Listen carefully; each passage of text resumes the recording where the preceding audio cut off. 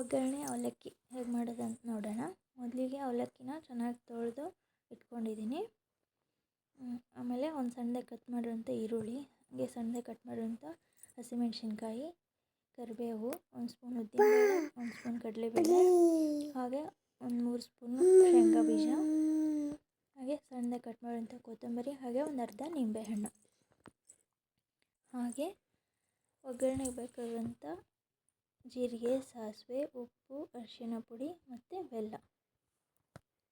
ಇವಾಗ ಹೇಗೆ ಮಾಡೋದು ಅಂತ ನೋಡೋಣ. ಮೊದಲಿಗೆ ಸ್ಟವ್ ಹಚ್ಕೊಳ್ಳಿ, ಒಂದು ಕಡಾಯಿ ಇಟ್ಕೊಳ್ಳಿ. ಕಡಾಯಿ ಕಾದ ನಂತರ 4 ಸ್ಪೂನ್ ಎಣ್ಣೆ ಹಾಕ್ಕೊಳ್ಳಿ.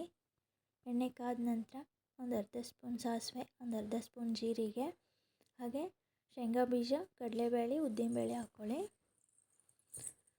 ಹಾಕ್ಕೊಂಡು ಚೆನ್ನಾಗಿ ಫ್ರೈ ಮಾಡ್ಕೊಳ್ಳಿ. ಗೋಲ್ಡನ್ ಕಲರ್ ಬರೋವರೆಗೂ ಚೆನ್ನಾಗಿ ಫ್ರೈ ಮಾಡ್ಕೊಳ್ಳಿ. ಇವಾಗ ಗೋಲ್ಡನ್ ಕಲರ್ ಬಂದಿದೆ. ಇವಾಗ ಅದಕ್ಕೆ ಸಣ್ಣದಾಗಿ ಕಟ್ ಮಾಡಿರುವಂಥ ಹಸಿಮೆಣಸಿನ್ಕಾಯಿ, ಕರಿಬೇವು, ಹಾಗೆ ಈರುಳ್ಳಿ ಹಾಕ್ಕೊಂಡು ಮತ್ತೆ ಚೆನ್ನಾಗಿ ಮಿಕ್ಸ್ ಮಾಡ್ಕೊಳ್ಳಿ. ಚೆನ್ನಾಗಿ ಮಿಕ್ಸ್ ಆಗಿದೆ. ಇವಾಗ ಅದಕ್ಕೆ ರುಚಿಗೆ ತಕ್ಕಷ್ಟು ಉಪ್ಪು, ಒಂದು ಅರ್ಧ ಸ್ಪೂನ್ ಅರಿಶಿಣ ಪುಡಿ, ಹಾಗೆ 1.5 ಸ್ಪೂನ್ ಬೆಲ್ಲ ಹಾಕ್ಕೊಂಡು ಮತ್ತೆ ಚೆನ್ನಾಗಿ ಮಿಕ್ಸ್ ಮಾಡ್ಕೊಳ್ಳಿ. ಚೆನ್ನಾಗಿ ಮಿಕ್ಸ್ ಆಗಿದೆ. ಇವಾಗ ಟೀ ಕಪ್ಪಿಂದ ಒಂದು ಅರ್ಧ ಕಪ್ನಷ್ಟು ನೀರು ಹಾಕ್ಕೊಳ್ಳಿ.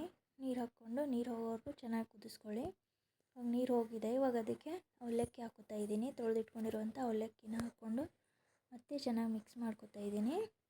ಮಿಕ್ಸ್ ಆಗಿದೆ. ಇವಾಗ ಇದಕ್ಕೆ ಸ್ವಲ್ಪ ನಿಂಬೆಹಣ್ಣಿನ ರಸ ಹಾಕ್ಕೋತಾ ಇದ್ದೀನಿ. ನಿಂಬೆಹಣ್ಣಿನ ರಸ ಹಾಕ್ಕೊಂಡು ಮತ್ತೆ ಚೆನ್ನಾಗಿ ಮಿಕ್ಸ್ ಮಾಡಿದರೆ ಒಗ್ಗರಣೆ ಅವಲಕ್ಕಿ ರೆಡಿ. Thanks for watching.